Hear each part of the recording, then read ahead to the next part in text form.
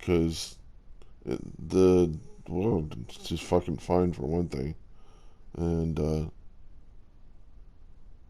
you just see yourself talking to somebody that could have been in a parallel universe your wife. She's one of those people that I could just see myself being in love with and married to. Maybe in an afterlife. I don't know if there is an afterlife.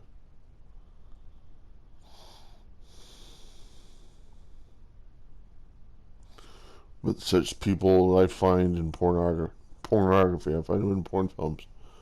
They probably would never have been anybody's wife in any life. Who knows?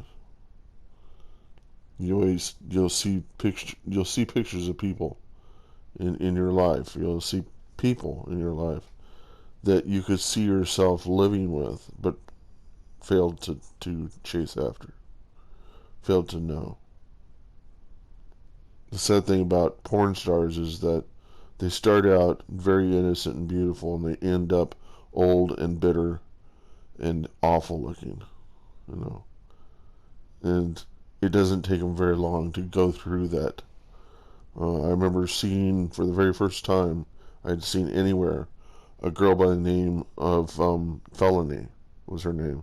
She showed up on South California um, um, girls, co-ed girls. This is a guy that, if you ever saw his stuff, he's had sex with so many women. And the way he positioned it, at least the idea is that he would put up a calendar and then he'd ask the girl over and then he'd have her audition and then he would have sex with her, gradually edge her into removing more clothes and then have sex with her. Whether it was true or not, nobody, people wouldn't think it was true, but I mean, they would think it was true, but my belief is that it wasn't true all along. It was just something, a kind of a fantasy, for people to ponder. And I determined that it was not true by just looking at some of the people that he'd bring into these films, and they had multiple tattoos and trying to pass them off as being innocent.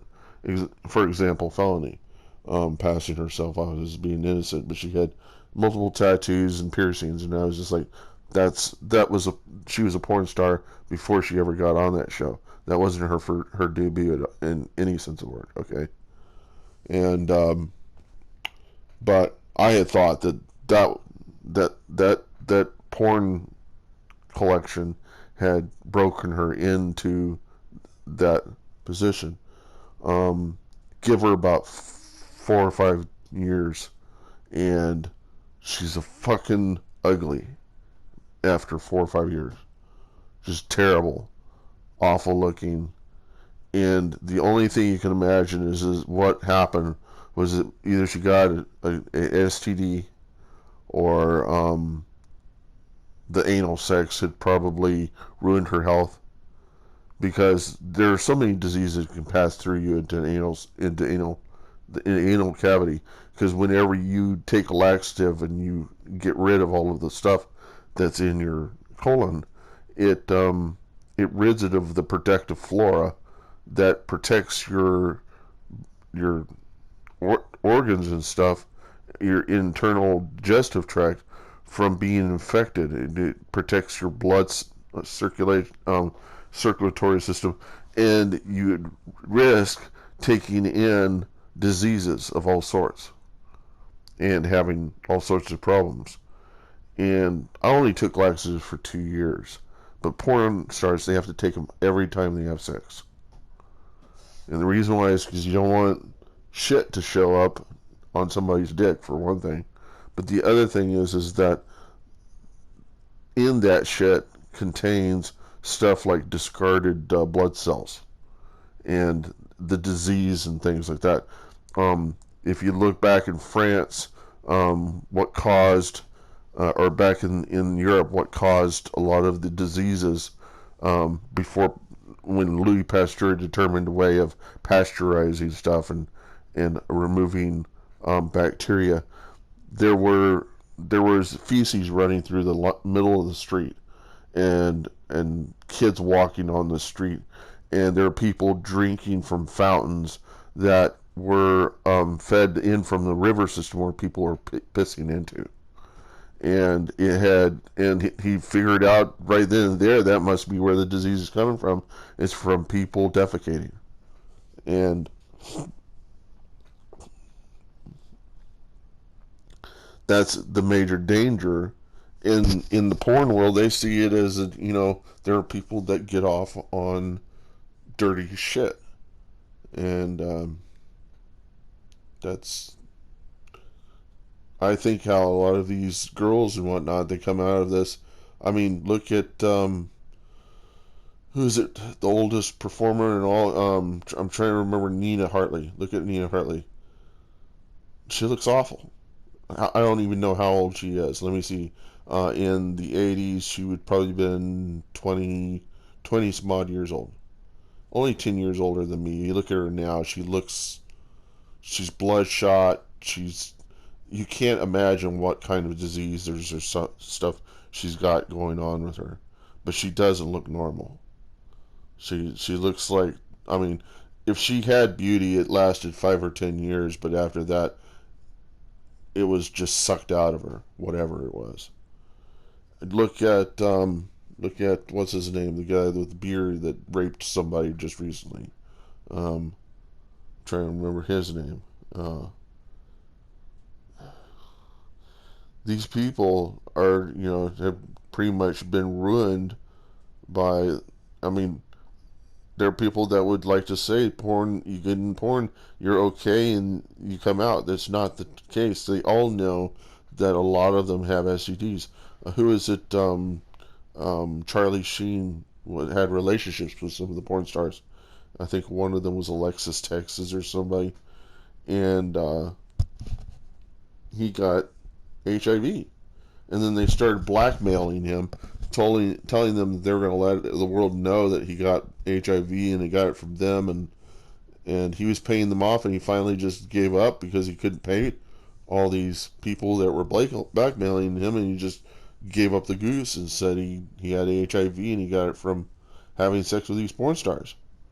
These ex porn stars or these elder porn stars. And the sad thing about that is that he was married to one of the most beautiful actresses in Hollywood, and that didn't even having children with her had no effect on his capacity to have a happy, joyful life. That he had to have sex with somebody, a porn star, to live into a fantasy like that. I've I've had sex, but I've had sex so few times that I mean anybody could put me to shame, and it doesn't bother me at all. I don't have any diseases, but I risked the potential of having diseases as a result. If I have a disease, it's disease of things like diabetes, which is brought on by just eating lots of food and not having a very good lifestyle to begin with. It has nothing to do with sex. You can't get diabetes from sex. Um, but I'm actually pre-diabetic, and there was a time at which they said that I shouldn't have any carbs, and then I just kept eating carbs, and nothing bad has like really happened. And they say now I'm still at a 5.8. There was a time in the past I was at a 6.5. They said you're already into it. You're not even pre-diabetic. I don't know what happened. I guess I just relaxed, and then through that relaxation, I lost that thing. But the thing to realize is, this is a sad world we live in. There are people that they're gonna point a finger at you and say you shouldn't be doing that or you shouldn't be doing this. There's always going to be somebody that says they could do it better than you. Nobody ever can. Um, Everybody gets depressed. You can look at all of your stars and they all look like they've been through shit, through all sorts of shit. And they don't come out on the other end of having what you would think a great life looking normal. You know, it's. I like looking at the documentaries on some of these people because I really want to know where they went, what they've been through, so that I can empathize with them.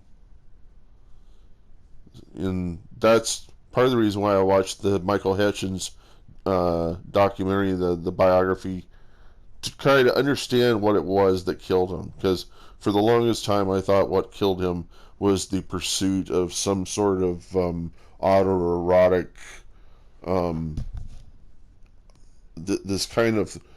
It was some sort of for a long time, people had said that um, he had tried to choke himself or somebody's, and in doing that, he killed himself instead of what he was shooting for, which was to increase the elation of a sexual, you know, and that's what got spread around, and that's kind of what everybody believed. And the truth of the matter is he got knocked in the face. He was walking down the street, and a taxi cab driver got so upset at him. It stopped. He got in the way of the taxi cab. The taxi cab driver got out, punched him in the face, and the guy hit him so hard that he got a bit of brain damage. And and from that point, it just set these dominoes falling, that things that were going on inside of his head, he was gradually losing more of himself. And they said in the documentary that become he had become he had his psychology, everything had changed. He had gone from being a really nice, lovable person that was very passionate and stuff to somebody who was vindictive and cussed and was angry and vicious, and you know, and then at times just completely solemn. And they said that his mood shifted so much, and it was the last girl he was with. Um, they she said to him, he asked her, "What do you think I will do if you leave me?" And she said to him, "You'll commit suicide." And and he let her leave him alone, and he committed suicide. And she knew that he was going to do it. It was going to happen anyhow, because all of the depression and the terribleness of that brain injury had led him to a point to where he could no longer be the person he was. And the the suicide was the attempt to satisfy his need of control over having the life he wants, versus being an invalid, versus dying somewhere down the road. There are people that need to have the choice of how they're going to go out, and there's a whole world out there of people that will say you're going to hell if you kill yourself, because they see it as like you're stealing this opportunity from God to use you. God's not going to be able to really use some people in that situation. God could, but I don't think it's really a decision for the world to make about people. I think you have to let Robin Williams go on, because he decided to have suicide. I would rather it be like that what Robin Williams did to end his life and save himself from the turmoil that hit Dudley Moore whenever he started to lose the capacity to be able to play the piano. And that was his out. That was his way of dealing with stress and the terribleness of becoming what he was. It was a result of his loss of um, his ability to control his hands, to control his fingers. And it was something like Lou Gehrig's or something like that. and he I saw him in a documentary or where they were interviewing him, and he was practically crying, and he was upset that he could not do the one thing he most loved to do that gave him so much joy, and that was to play the piano. So I don't have any problem with guys like Dr. Kevorkian having helped people to try to commit suicide painlessly. I think that's okay. I don't know what part of the Bible that they're pointing to say that this is not the way to do things. It says thou shalt not kill, but that's really just what God's will is for other people. It doesn't say thou shalt not commit suicide. I don't think it says that anywhere. Um, I don't think God holds people to what's in the Bible. I think those things there exist to point out that nobody's perfect. And the people that think that people can be perfect, those are the people to stay away from. And those are the people that are much like the Pharisees that Jesus um, was really vindictive of, you know, because they were trying to get people to follow the law that was in the Old Testament from the Torah. They were trying to get people to follow that stuff, and I don't think God had any intent for people to really live by it. I think what God was trying to do was God was trying to point out that no matter how you slice it and dice it, there is not going to be any way that man can have it to satisfy God, and that is by trying to have a perfect life, trying to do everything that God would tell them to do. Because God knew that we couldn't live by a law, that we could only change by a change in our behavior by just trying to avoid being a certain way. And I think God will work with us if we don't have the capacity to do it all. But there are people in the world who like to control people, and they will use things like the Bible to justify their position, or to show what others need to do.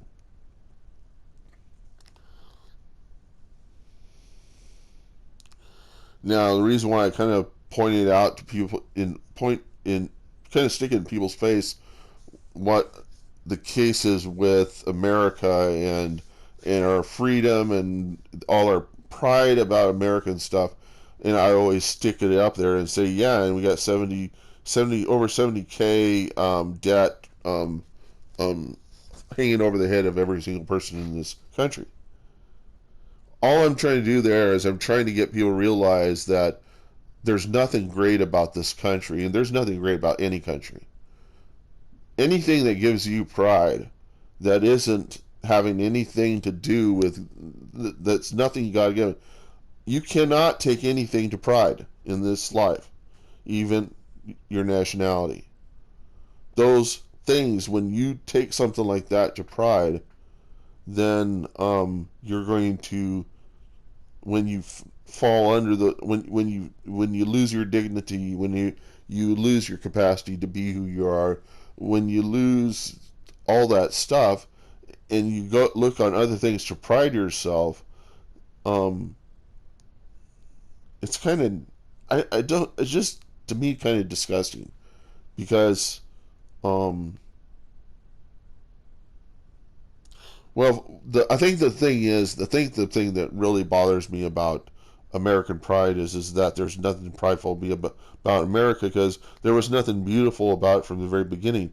It's in even that they said that said trust in God and all that. The only reason why that was in the Constitution, why in God we trust, was in the Constitution, is because they were afraid that if they didn't mention those words in the Constitution, then it wouldn't have flown with the people who were in the Union, or were in the Revolution, that were believing in God. They wanted everybody to be collected in making it work. And so it wasn't that God blessed them. I guess God did to a degree because they were willing to let God into it, to be a part of it. But the problem with that is that then what you've got God artificially being stuck into the identity of a country, and they might be recognizing that their success is going to be based on God. But what's happening now is people are trying to wash God out of the image, and what's happening, and I think the reason why that's happening is that they're starting to see that having God in the image is not affecting the capability of the success of the country. And so they're washing God out, and it's really kind of just blaming God for not giving the country more um, favoritism. And the truth of the matter is God's on all countries' sides, and we failed to see that we're not all that important to God and the rest of the world. I mean, we might be shooting stars, but we're shooting. There may have been a time when it was really important to be American. I think these days it's more you've got some freedoms, but you're having them being taken away gradually, and it's because you're not fighting to have those freedoms. You're not trying to keep those freedoms. You're pretending like we still have those freedoms. And I have the feeling that the America is going to turn into something. It's not a democracy anymore. We don't have control over it. It's going to become some. It's going to become something of a country that's being controlled by corporations. So um, it'll be like something out of what was it, Rollerball with James Caan, where it's where they're all of these guys who are playing like pro football, but it's called rollerball. So it was set in the 70s, and the idea that they weren't representing countries; they were representing corporations. And there was like three major corporations, and they each had their rollerball teams, and they would send them in to to do the stuff on TV, and they would sell the streaming to people in the cities who would use that to inspire them. But the corporations were behind it, making lots of money, and people were just getting poorer. And the funny thing is, that's pretty much what's happening. And the corporations are all over the world, and I don't know if God blesses that. I think now probably if God blesses anything, it's the little guys that speak up and say this isn't normal, kind of like me. Or he blesses the people that are going through so much more turmoil that has nothing to do with the politics or the pride of the country. It's people that are going through stuff that um, is is inside but not of this environment. People that are experiencing serious disease. That's where God is. And God is really not with the countries. I think God is disgusted by the countries. God's disgusted by the people in power, and how they some of them just choose not to solve the problems or cannot solve the problems, and just try to present it that they could solve the problems, like Reagan saying that the solution to the world, to the country's woes, is the trickle down economy, and there was never such a thing. It was a lie. The same guy I had heard had positioned, had created a sting operation, a fake sting operation. It was really just an attempt to try to show up John DeLorean, but a sting operation where they would offer John DeLorean the potential to move cocaine overseas from America or to America using a DeLorean car as the transport method. It never happened. It was a steam. It was an inverted sting operation. It was one where they prepositioned him with something and then used it to to demonify him, or I mean to uh, to ruin his image and to make them look better. And this is not unlike what I heard when I saw the documentary about Frank Zappa. He said that he went to this town in California called Cucamonga, California. He was in there doing some recordings, and the people at town saw him as potentially causing so much trouble. They didn't know what he was doing in his record studio, that they tried to see if they could get him to make a stag film. And he said, I don't know how to make a stag film, but I could make something in audio that would sound kind of like a stag film. So he did it, and he presented them his work, and they used that as the justification to throw him in prison. And they left him in prison for 3 years. I don't know if that story is true, but that sounds pretty fucking evil. And if you get thrown in prison because somebody propositioned to have you put there, not by your own doing, but by them trying to position you, using your ignorance to position you into such a terrible place, I wouldn't see anything wrong with what resulted of that, which was Frank Zappa's attitude of being anti-establishment, against police, against the government, against everybody. And it inspires me because I'm in the same light. I am okay with police. I just wish that they had the money to do investigative work, and I just wish they wouldn't target people of color as a solution to their problems.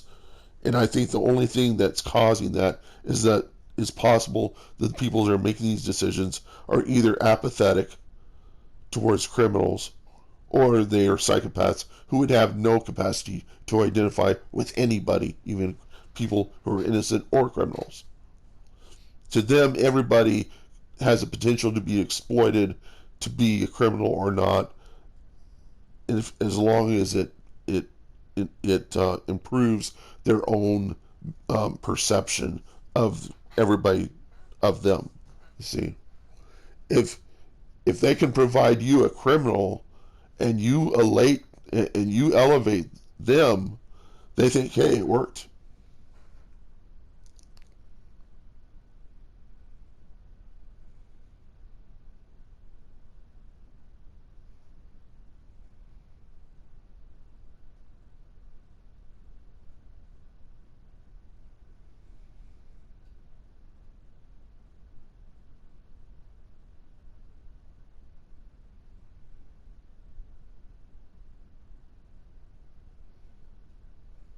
I'm going to play the game.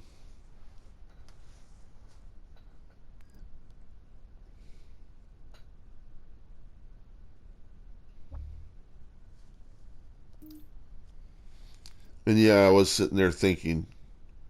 I wasn't thinking. I got to the end of that, and I said, "This is the point at which you shut up. You leave that silence because you want them to think strongly about what you ended with.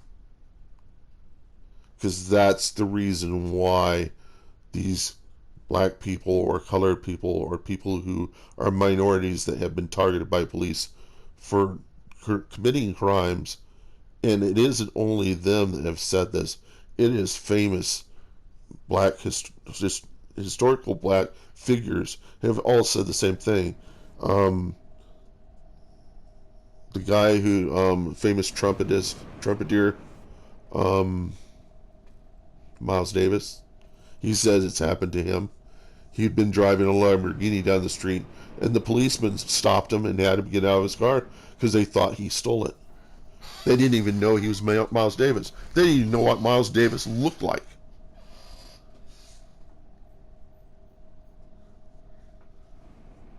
Who is it? James Baldwin has had this happen to him. I think if I'm understanding, James Baldwin is a black author. He's a literary guy, and talked with guys like all you have to do is look at any black figure that has talked with with Dick Cavett will tell you that they've been stopped by policemen in America. They don't get stopped anywhere else in the world, only in America. So the reason for black people to want to defund the police is no leap of the imagination for me. The Jews felt that way about Matthew, that one of the apostles that Jesus picked. The Jews of the Bible felt that way about Matthew. They said, why should we have to pay this guy? Because he's paying the Romans to create soldiers to oppress us. They were all for defund the police because they could see that the money that was being taken from them was being put forth to oppress them. So, defund the police is not a foreign concept. It has happened in the past. It's just that conservative Christians, or people who call themselves Christians, and the reason why I use Christians is because that's the way these people see themselves. Even the people who are of the Ku Klux Klan will use God to justify themselves. The thing they don't understand is God is not in them or of them or on their side. They are of Satan. They are satanic to the core. They use that stuff to make them feel good about themselves. That pride and that ego is what makes them the evil that they are. And being American on top of that just encourages it. What makes them the way that they are, what makes the Ku Klux Klan what they are, is their ignorance. By being so ignorant of the world and of people's perception of them, they are elated by this idea that things would be perfect if they were only like they were in the past, in a time when they had power and they were superior in the world, and they were no longer superior. And they're trying to gain that back by segregating society, by making black people look less, or anybody who is foreign less than them. It's a false elevation of one's own self, and they feel like they have the power to do it. And the way the rest of the world looks at them is being super evil, super like Nazi, being like Hitler. It is not something to aspire to be. It's kind of like saying, hey, you know what would be really great is if I had been great, like if I could be better than God, which is what Satan justified him. That's Satan's identity, is that I'm actually better than God. And the truth of the matter is, God hasn't revealed enough of oneself to the angels to even know, for them to even know who God is. God reveals a little bit. God doesn't reveal everything. He reveals a little bit of what God is. And this whole experience we're having is of God proving to us that we don't know shit.